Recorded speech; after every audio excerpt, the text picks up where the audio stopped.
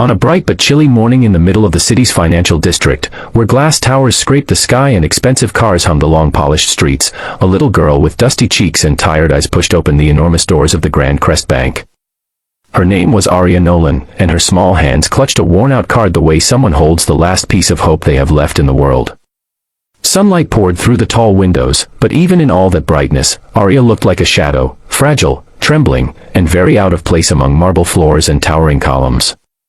And as she stepped forward, heads turned, not out of kindness, but out of confusion, surprise, and a touch of judgment. All she wanted was simple. She wanted to check her balance.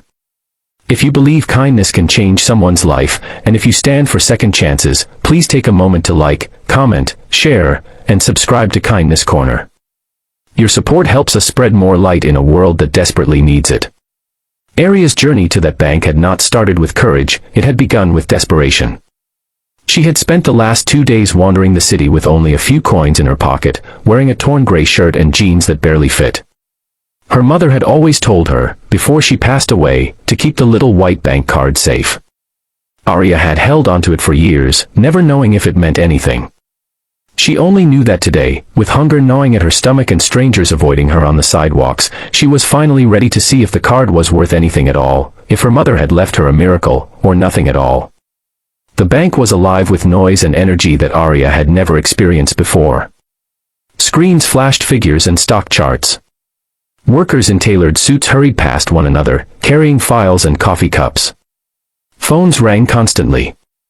Every corner glowed with wealth. And in the center of all this power sat Maxwell Grant, one of the wealthiest investment magnates in the city. His laughter filled the air, echoing across the floor as he held court with his advisors.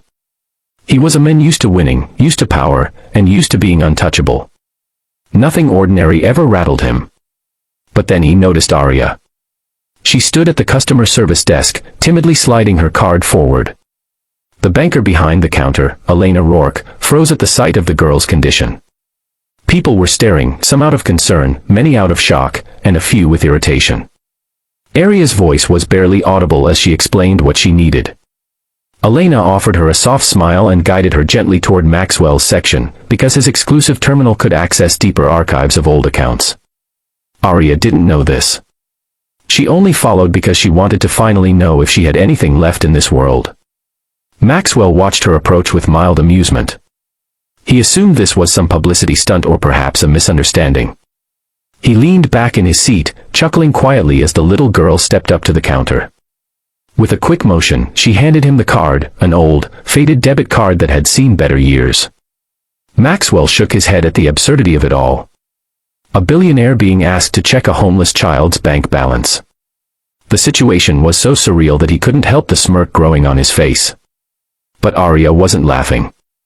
Her hands were shaking. Her eyes darted nervously around the large room, absorbing every judgmental stare. She just wanted answers, just one moment of truth. The room seemed to hush as Maxwell inserted the card into the screen. Then everything changed. Maxwell's smile fell instantly.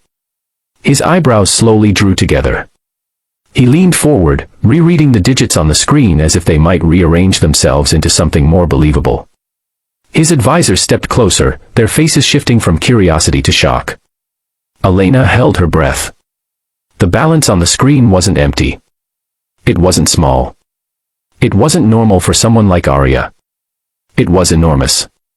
Aria's mother had once worked at a small community center where she met a kind-hearted entrepreneur named Victor Hale. He was childless, aging, and grateful to Aria's mother for caring for him in his final months. Without Aria or her mother knowing, Victor had created a trust fund in Aria's name, a fund that grew year by year, untouched, accumulating interest and investments that Victor had set to continue even after his passing. He had hoped, one day, that Aria would find her way to it when she needed it the most. And today was that day. Maxwell stared at the figure, realizing that the girl standing in front of him was not just a child in need, she was one of the wealthiest individuals he had ever encountered. Wealth that she herself didn't even know existed. Wealth that could change her life forever. For the first time in years, Maxwell felt humbled. Completely, utterly silenced. The girl he had laughed at was now the owner of a fortune that outclassed even some of his clients. The room watched as he rose slowly from his chair, looking at Arya not with pity anymore, but with respect, a respect she had earned without even knowing it. Arya, however, didn't understand the number on the screen. She only knew that Maxwell suddenly looked different, less amused, more human. Elena crouched beside her and explained softly what the truth was. As the words washed over Arya, her lips parted in disbelief. Tears welled in her eyes. She wasn't alone anymore. She wasn't helpless. Her mother had left her something far more powerful than she ever imagined: security, hope, and a chance at a future. People in the bank whispered, stunned by what they had just witnessed. Maxwell, famous for his arrogance, was now gently helping Arya gather her things. He offered her food, water, and promised to assign his best advisors to protect her interests until a proper guardian could be appointed.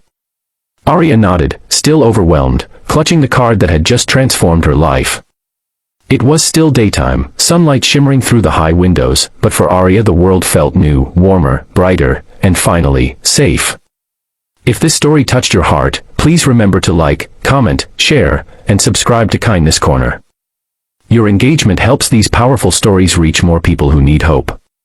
Before the story ends, please comment below, what would you do if you discovered a miracle when you least expected it?